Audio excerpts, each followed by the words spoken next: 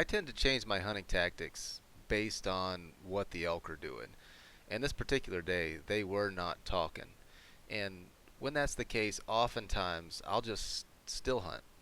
And what I mean by that is just slipping through the timber very slowly and quietly and observantly and watching for elk. And it's probably one of the most difficult ways to hunt, especially bow hunt.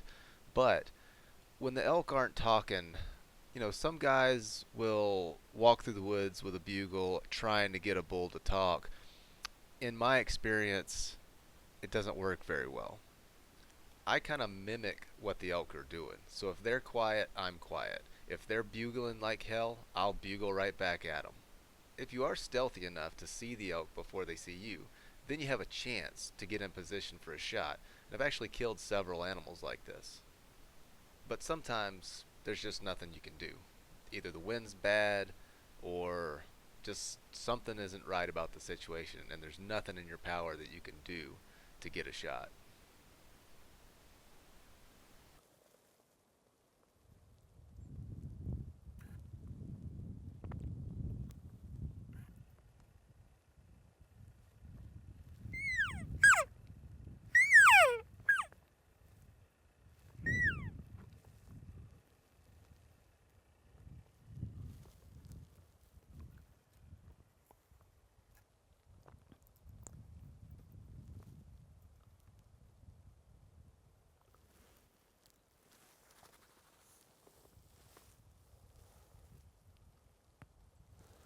I think he must have caught our wind.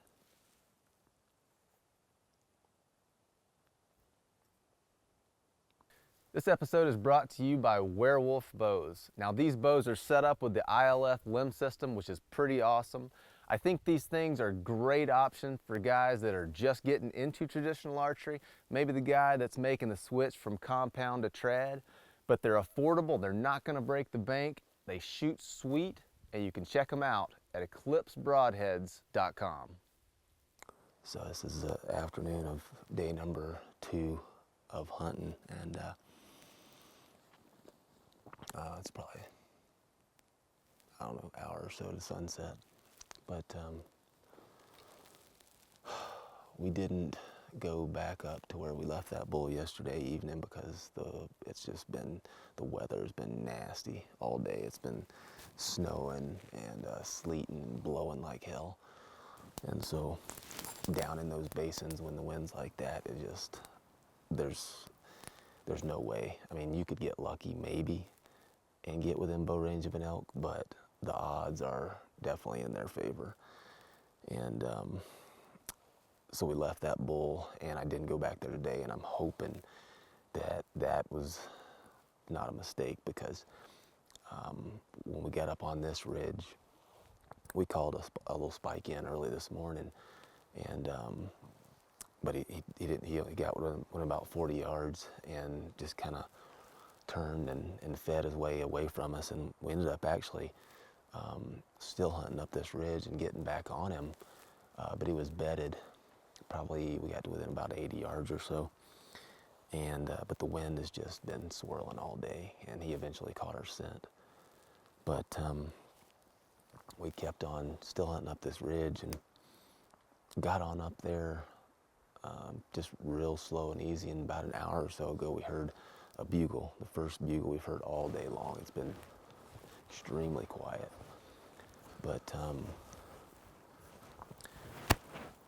started getting in position to where we could work that bull and cut 2 like smoking hot tracks from boot tracks, and I'm certain that that's what that was. Just that was 2 hunters up there, and they were headed towards where I left that bull yesterday evening. So I hope that they didn't drop off down in there, because if anybody, I mean, if somebody goes in there on a day like today, the whole basin's going to be blown out. So, but this has been I think this is our 5th year coming up here, and this is the first time I've ever seen guys in some of these areas. I'm seeing them, and it's public land, but it's still disheartening to see boot tracks where you've never seen them before. You know, I put a lot of effort into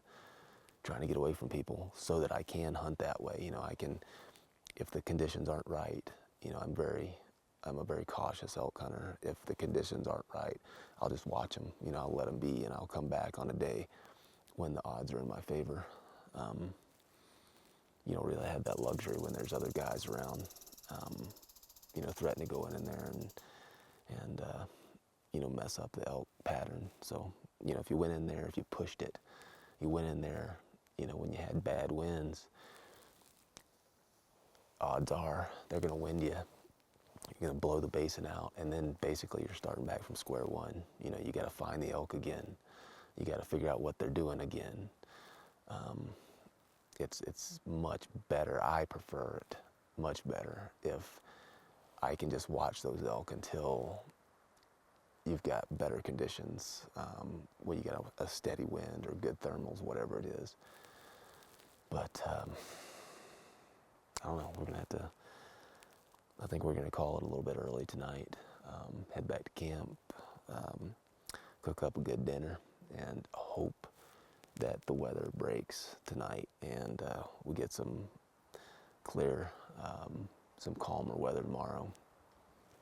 But if it looks like it's going to be good, we'll get up first thing and get out here before daylight, get up on one of these ridges and hopefully hear some activity and be able to get into position.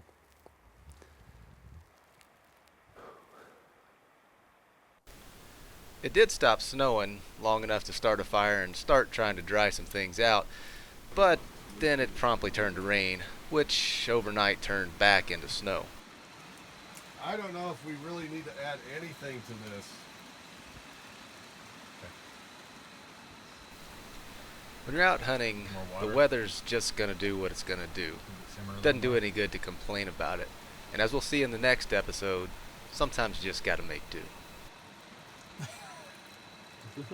I got a big end cut of bacon right there. If you haven't already, go ahead and subscribe so you can stay informed on new videos. We'll be back next week with another episode, so stay tuned.